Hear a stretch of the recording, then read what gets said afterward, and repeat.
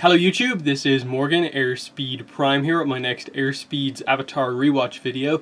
This one's going to be for episode 6 of Book 1 Water, which is Imprisoned. Another JM animation animated episode, pretty interesting. I think this is one of the ones where you can actually look back and be like, they probably didn't need to use the main animation studio for this episode. They almost would have been better to have JM animate episode 5, The King of Amashu, and then have DR Movie do this one, just in terms of like episode importance. But, you know, it's fine, there's no real problems with the animation here. It's quite good. And the episode itself is definitely an interesting one, in that it's probably it's important from a world building perspective, in that it does kind of end up being one of the few episodes in the whole series that really addresses kind of how the Fire Nation is really approaching tactics in the war to actually gain an advantage. I think that is ultimately one of the weaknesses of Book 1, in that there are a few points where they do address it, but for the most part it isn't really made massively clear to us what the Fire Nation is doing during Team Avatar's journey for the most part. It's just this weird thing of just like, yeah, they're trying to get Aang, there's a few people trying to get Aang, but for the most part it's just like, is it just a stalemate in the war at this point in time? It is a little weird that we just never really get the idea of kind of tactics and what is happening here, in that the implication I think that we're meant to take is that the Earth Kingdom is quickly falling. Prior to Aang being fully revealed to be back in the world, the Earth Kingdom is gradually falling. Towns like this are being taken over constantly like this. The Benders are being taken out, and the only strongholds really left are the bigger cities, like Omashu, but as we see going into like Book 2, even Omashu gets taken over, and then Ba Sing Se falling is basically the fall of the entire Earth Kingdom, basically. That's what it's meant to be.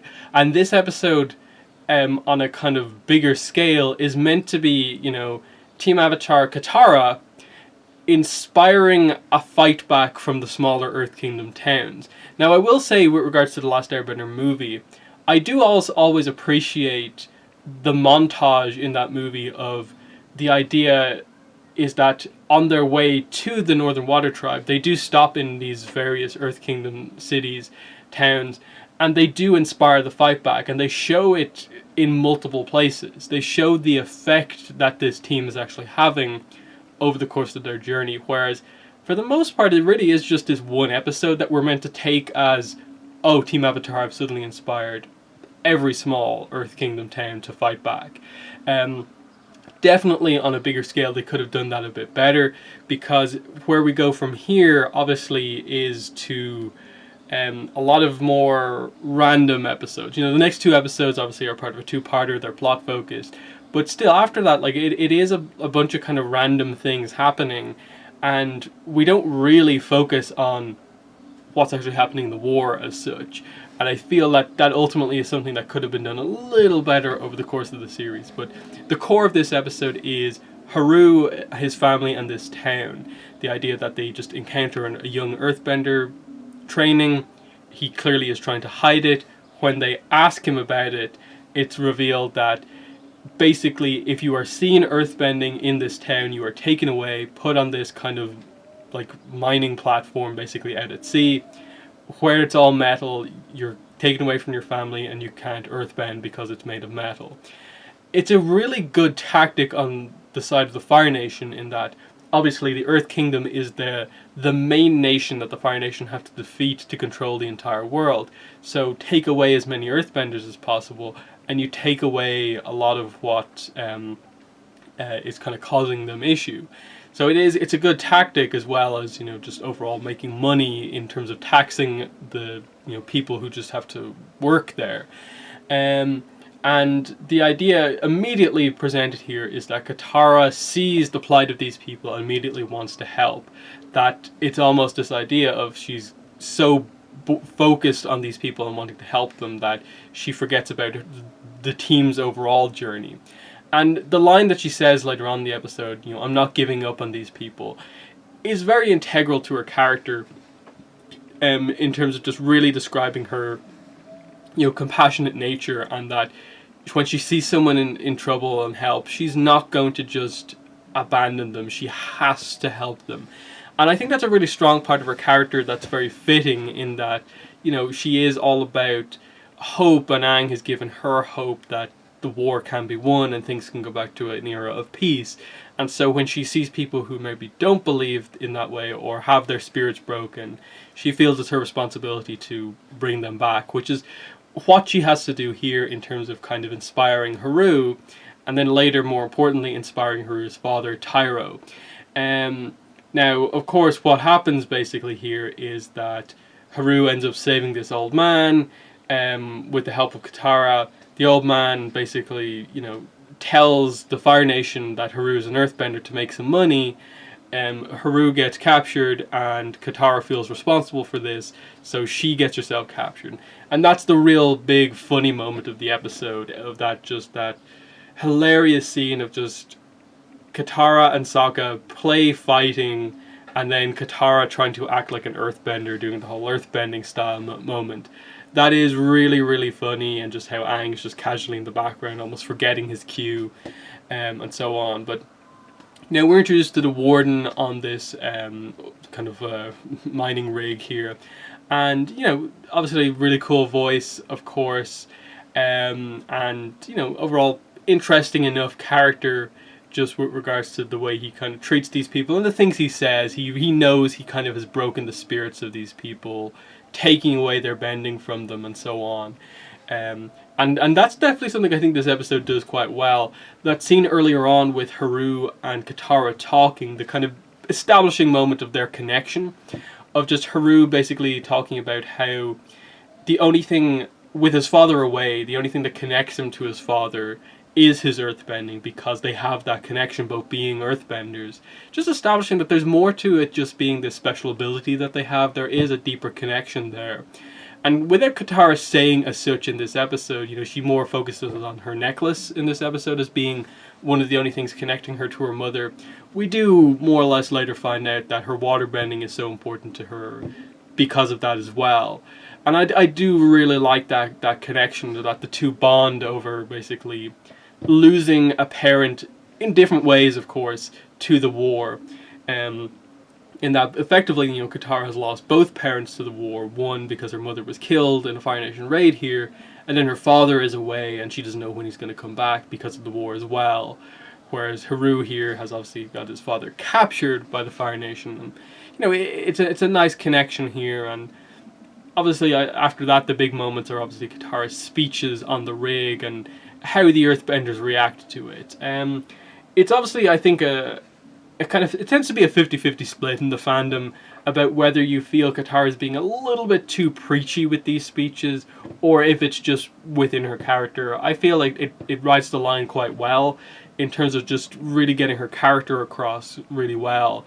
I like her first speech when she talks about, you know, how from a Water Tribe perspective, not really experiencing the Earth Kingdom, what she was told about the Earth Kingdom people was that they were so resilient, strong, courageous, that they never gave up. And she kind of wants that to be a thing going forward, that if she can reignite the legends of the Earth Kingdom people, the Earthbenders, that, you know, it'll be this huge turning point in the war. And unfortunately, it's just this case where, for them, they've more or less given up hope of really fighting back, so they're more focused on survival, staying out of trouble, not getting anyone singled out, keeping alive, making sure they have the right supplies, more so than trying any sort of clever escape plan. And, you know, it's an interesting moment where she just refuses to give up, because to some extent she blames herself for Haru getting into this situation, but knows that this will be a big thing if she can accomplish what she wants to do. Just the idea of basically returning the strength of heart, basically, of the Earthbenders back to them. And, you know, the plan they come up with is pretty cool, you know, just making the connection of, like, coal is Earth. They say that there's no Earth here, but there really is, but you just have to think about it a bit differently. And, you know, they come up with the plan to basically get all the coal out from the rig so that it's out there for all the Earthbenders to use. And Katara hopes that then with basically ammo, the Earthbenders will actually fight back, knowing that they have hope because they can bend again. But they still refuse to do so, and I like the warden's speech to basically Katara, but also putting down every earthbender around, of just saying, their spirits have been broken, Katara. You hope that your words would get them back, but they haven't. But it's obviously the, Haru-Katara connection, the fact that Haru hasn't been on the rig that long, his spirit hasn't been broken, he fights back first, and then Haru and the others join in to help Haru, and it's just this amazing kind of chaos happening on the rig as the earthbenders join together to fight back against the firebenders, using the limited coal that they have, but still getting a complete victory here, and just a complete turnaround from being so broken to being inspired. It is very well done. I think the only, I suppose, criticism that's really to be had is just that by the end of the episode, Tyro basically says, we'll go home, we'll reclaim our village, and we'll help try and reclaim the other Earth Kingdom villages as well. We never really see any evidence of that happening, in that we never really get the idea of, like, when they were contacted to join the invasion in Book 3, were they still were they in the middle of clearing out other small Earth Kingdom towns, or what? What were they doing before they were called back? There's just a sense of, I feel these characters, we should have seen them in Book 2 at some point. We should have seen Haru and Tyro in Book 2 at some point, given that we were so set in the Earth Kingdom, traveling around looking for an Aang's earthbending teacher, and then on the way to Ba Sing Se. I feel it was an obvious connection to make, more or less establishing here that Haru and Tyro were more or less going to travel themselves to save towns from the Fire Nation. So it's definitely, I think they took Haru away as a character for too long, and then, it was a cool reference to have him come back, but it was a little too late to really have the impact that it kind of could have had. But I like that in the end, both Haru and Tyro come over to Katara and thank her.